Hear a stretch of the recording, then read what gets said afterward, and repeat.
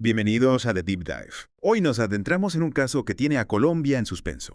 Una historia llena de giros inesperados en el corazón de la Fiscalía. Así es. Desenredaremos una trama donde un intento de preclusión, o sea, de cerrar un caso sin llegar a juicio, termina revelando una posible red de corrupción. Nuestro protagonista, Gabriel Gémez Durán, el fiscal que intentó archivar el caso contra el expresidente Álvaro Uribe Vélez, y ahora él mismo está bajo investigación. ¿Cómo llegamos a este punto? La ironía es asombrosa. A Jaime se le acusa de usar las mismas tácticas que supuestamente usó para ayudar a Uribe.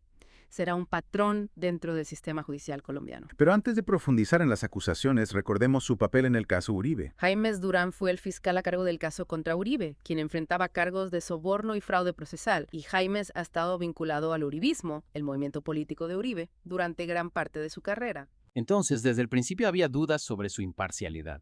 Y si recordamos, Jaimes intentó archivar el caso a pesar de la cantidad de pruebas contra Uribe. Grabaciones, interceptaciones telefónicas, testimonios, había de todo. Pero Jaime se argumentó que no eran suficientes para continuar. Imagínate cerrar un caso con tanta evidencia. Por suerte, la justicia colombiana no se lo creyó. No, por suerte no. La solicitud de preclusión fue rechazada y el caso contra Uribe siguió adelante con una nueva fiscal. Entonces Jaimes intentó, sin éxito, sacar a Uribe de apuros.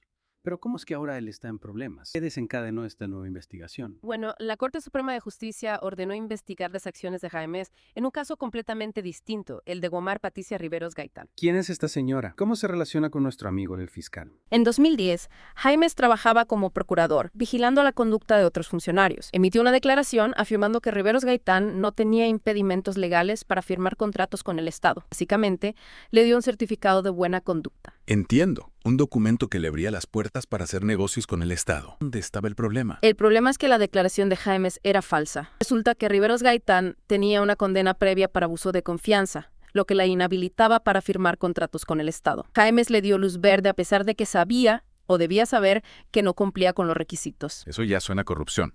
¿Y qué pasó después? ¿Consiguió Riveros Gaitán algún contrato con ese certificado falso? Sí, de hecho consiguió un contrato con el Hospital Militar Central. Pero claro, al descubrirse la verdad, el contrato se canceló. ¡Qué historia!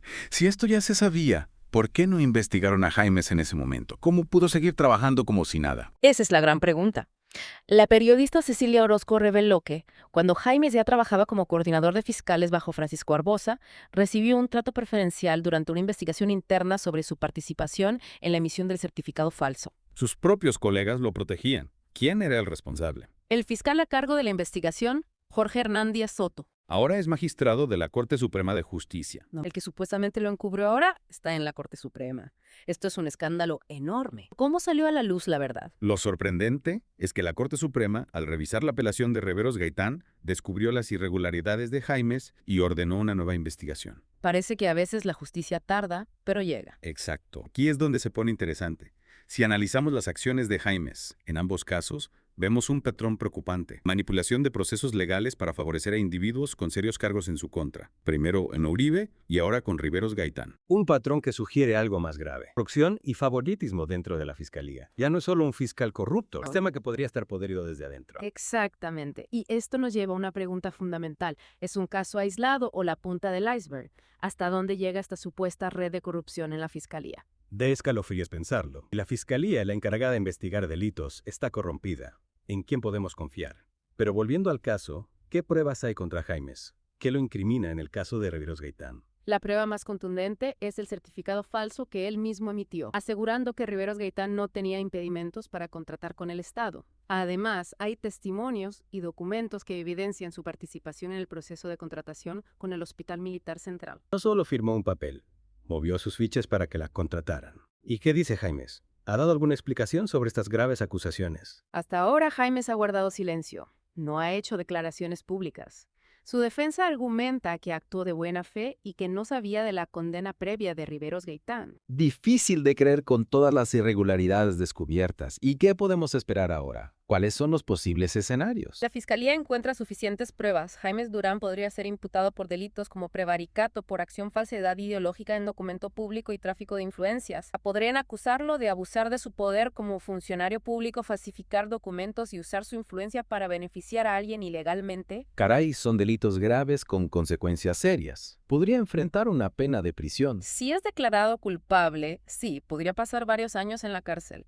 y su carrera como fiscal se acabaría. Es increíble cómo un caso que comenzó con la investigación a un expresidente ahora tiene a un fiscal contra las cuerdas. Y no solo eso, este caso podría tener repercusiones en la investigación contra Uribe Vélez. Si se comprueba que Jaimes actuó irregularmente para favorecerlo, la credibilidad de la fiscalía en ese caso se derrumbaría. Se reabriría el debate sobre la imparcialidad del proceso y la posibilidad de que Uribe haya recibido un trato preferencial, un posible encubrimiento a gran escala. Y no olvidemos a Jorge Argandía Soto, el fiscal que supuestamente archivó la investigación contra Jaimes y que ahora es magistrado de la Corte Suprema. Su participación genera muchas dudas sobre la transparencia del sistema judicial, como confiar en un sistema donde quienes imparten justicia encubren a sus colegas. Es una telaraña de complicidades que se extiende cada vez más. Miedo pensar hasta dónde podría llegar. Por eso este caso ha generado tanta indignación en Colombia. La gente exige justicia y transparencia, no quieren otro caso en la lista de impunidades. Es una llamada a la reflexión sobre la justicia en Colombia.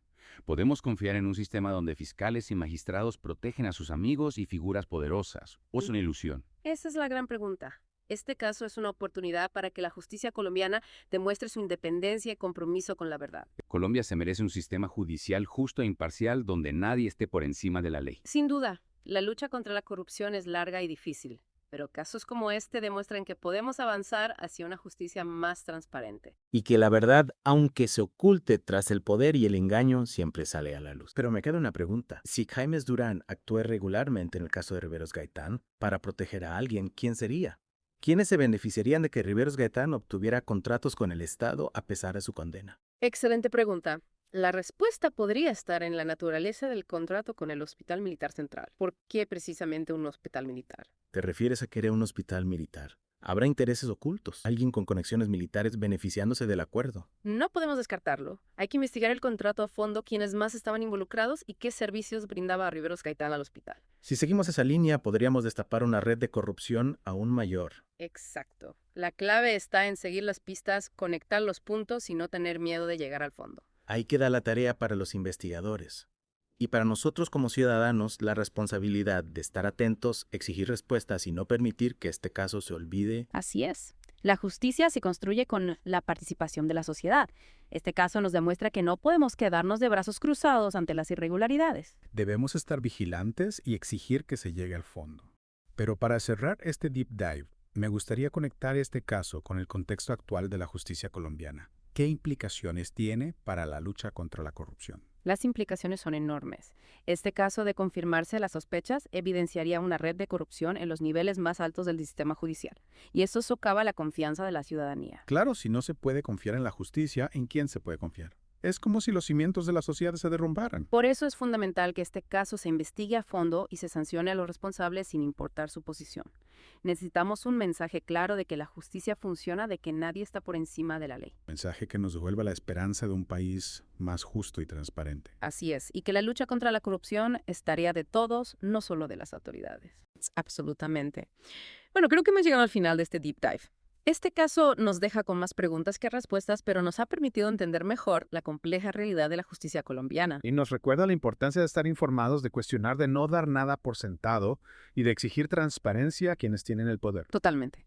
Y a quienes quieran ahondar más en este tema y en la lucha contra la corrupción en Colombia, les recomendamos nuestro canal de YouTube. Voces de Colombia. Ahí encontrarán análisis, debates, entrevistas sobre este y otros casos relevantes. Suscríbanse y activen las notificaciones para no perderse ningún episodio. Exacto, para que nos puedan seguir y apoyarnos. Nos vemos en el próximo Deep Dive.